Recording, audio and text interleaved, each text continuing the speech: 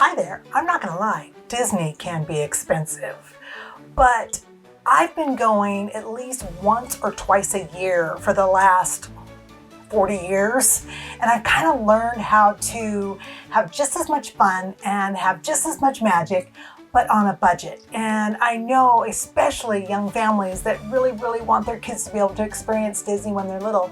I mean, I'm guilty of taking my first child there when she was only 6 months old. But you know, I have those memories, whether she remembers or not. So if you want to hear my top 5 ways to really save a buck and have all the magic, keep watching.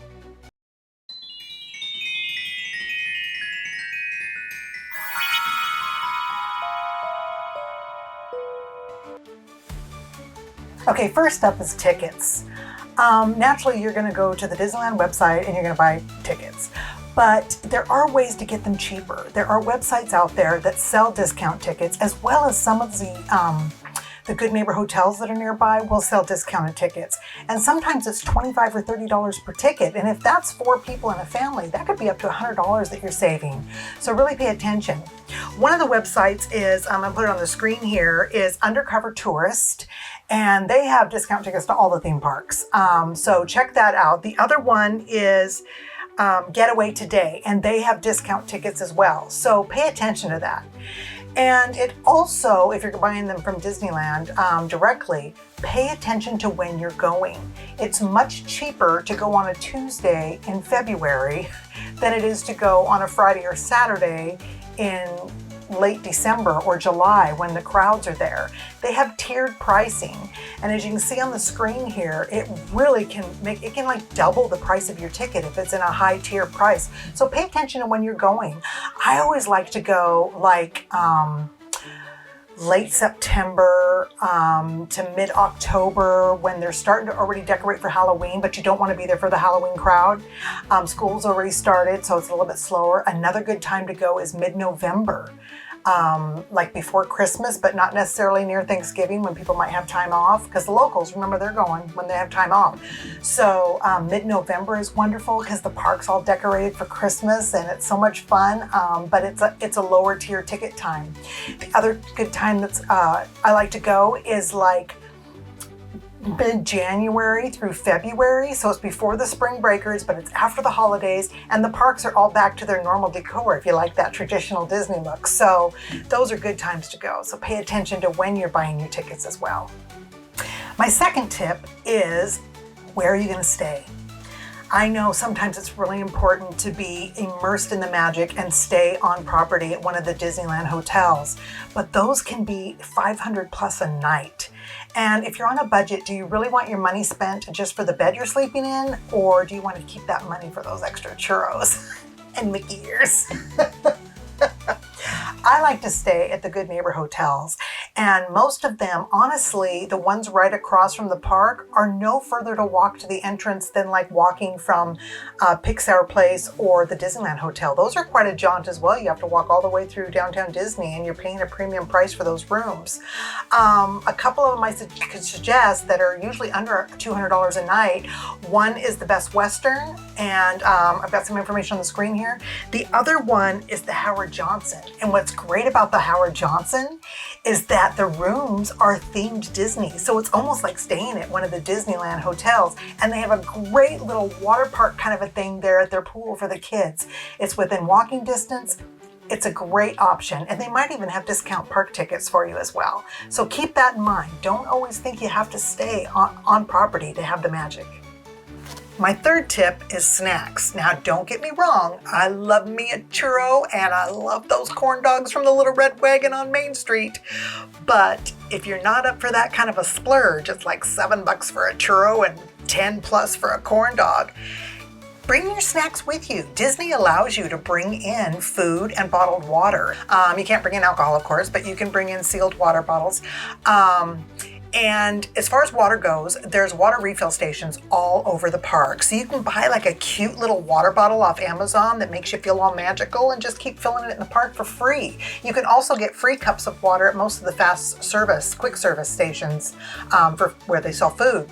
The other thing is snacks for kids can get so expensive and they don't eat them. You know, when you pay $7, $8 for a snack in the park and then just eat 2 bites. I have been known to even pack a full sack lunch and take in with me and just find a table somewhere and sit down and eat when I'm hungry to save money. Because although the food is delicious and it can be a treat, you may not want to be eating all your meals in the park or you'll go broke really fast. If you do decide to eat in the park, the portions are pretty big, so maybe you can split meals to save some money, especially when it comes to the kids. The bread bowls in New Orleans Square are just huge. No one person could ever eat that by themselves. So kind of take a look to see what you're getting and how much you're getting, and maybe share meals to save a few dollars. That's just my tip on that. The other thing is, before you get to the park, eat a big breakfast so you can just keep on trucking before you have to eat again. A lot of the Good Neighbor hotels, especially the 2 that I mentioned, offer free breakfast, so you're eating for free.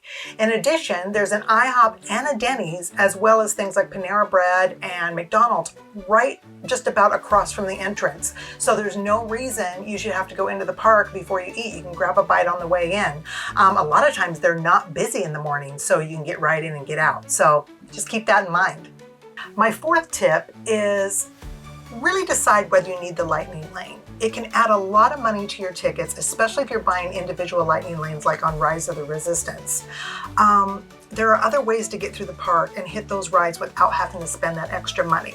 If you're an early riser, I suggest you rope drop and hit those big rides first so that you can get there when there's no line. Another option is to if you're not really into watching a parade, you can totally get in line for rides then. The lines drop down during parades, and at night when they do the fireworks and things like that, the lines just go down to almost nothing.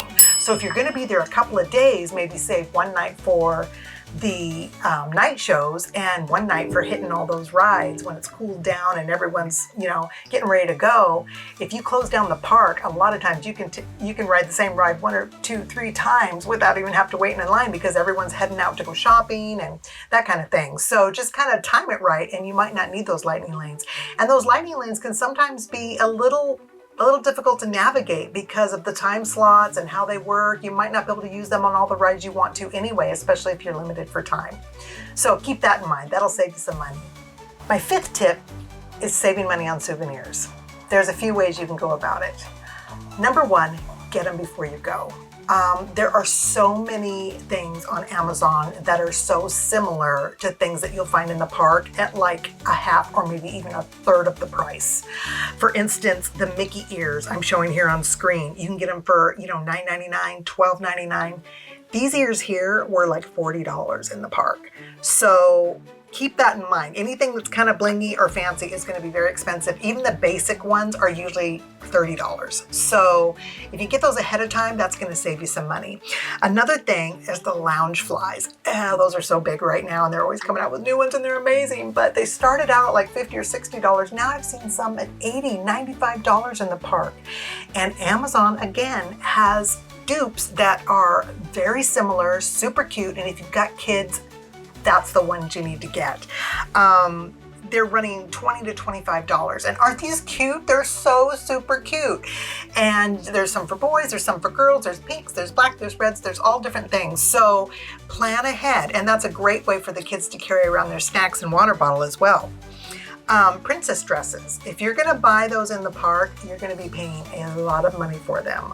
The Bibbidi Bobbidi Boutique is so much fun, but it can get really expensive. So if you don't have that in your budget and you still want your little girl to feel all the magic, go on Amazon and get her a little Disney princess dress and do up her hair with some glitter and things in the hotel room before you go over, and she'll never know the difference and she'll still feel so special and so magical.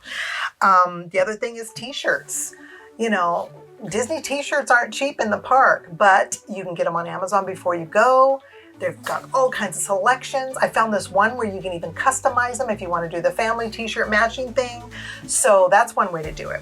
The other way to do it is just outside the parks. There are ABC souvenir stores. Most of the hotels have souvenir stores. There's all kinds of little shops and markets, not in downtown Disney, but like out on Harbor Boulevard. And you can get stuff super cheap. Sometimes they have like t-shirts 3 for $20 or things like that. So there are ways to get souvenirs that are going to remind you of your trip without breaking the bank so that you can save that money for more important things.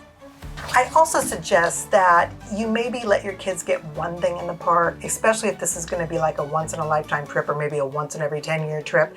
But make sure they give it some thought, have a budget before you go, and have them get something that's going to be really special to them. There's so many shiny, pretty things, and they're going to want everything. I know that. But if they can think about it ahead of time, about maybe a favorite character or something like that, that they want to get something, you know, a plushie or, you know, a doll or something like that, that's something that they really are going to cherish, because that way when they get it home, it's going to mean more to them. They'll take better care of it.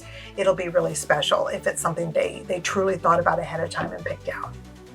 The other thing is pin trading. It's not as popular anymore as it used to be, but they're fun souvenirs. I actually have a whole baseball cap. It's a Disney baseball cap. I couldn't find it right now because I was just trying to get this video done, but I keep all my pins on that, and I get so many comments about it, but it does get kind of heavy by the end of the day because I probably got 50 pins on it. But a lot of people wear them on lanyards or, you know, on a vest or something like that, and they're fun to trade with the cast members in the park. But you can get starter packs pretty affordable, especially if you get them beforehand, or maybe get them, like I said, in one of those shops on Harbor Boulevard, and then you can trade up to fancier pins in the park instead of spending some of those pins. You know, they get $20, $30 for a pin. So keep that in mind too. You can still have the magic and have the fun without spending all the money. So some bonus tips for you. Number one is your flights. When you fly, it makes a difference. Weekends are going to be more expensive, weekdays a little less, times of year again, but also sometimes those crack of the dawn early morning flights that I hate because I'm not a morning person, are really cheap. But that'll give you another full day in the park, especially if you're close by. Oh, my dog's barking. Sadie, shush. But if you pay attention to when you fly, watch for deals. That'll save you some money. Like I said, I don't even live in California, but I do go once or twice a year, and I just watch for those flights, and I pay attention, and I take the cheap flights, and I'm down there in a couple hours, and it's so much fun. If you're anywhere near, like on the West Coast, like in Washington or Oregon, you can even drive instead of fly. Now, with fuel prices on the West Coast, I don't know if that's going to save you a whole much nowadays, but if you got a family of 4 or 5, it definitely will save you money. And when I was a kid, that's how we always did it. It was an adventure. We'd take 3 days down, 3 days there, 3 days back, and we'd camp along the way. We really were out to save money. But the vacation is about family time. It's about making memories. Don't rush it. Just enjoy it. And if driving is how you can afford to go, then that's a great option. And if you're having trouble budgeting for the trip, one of the things I do, because I'm horrible at saving, but I'm good at paying bills. So if you go on the Disneyland website and you book your trip on there, your hotel and your tickets all together, remember, we're going to pick a time of year that isn't super high price tickets. Go on there and book your trip, and then all you have in your hotel and everything, and you can do the Good Neighbor hotels that I talked about. You can do those on there too.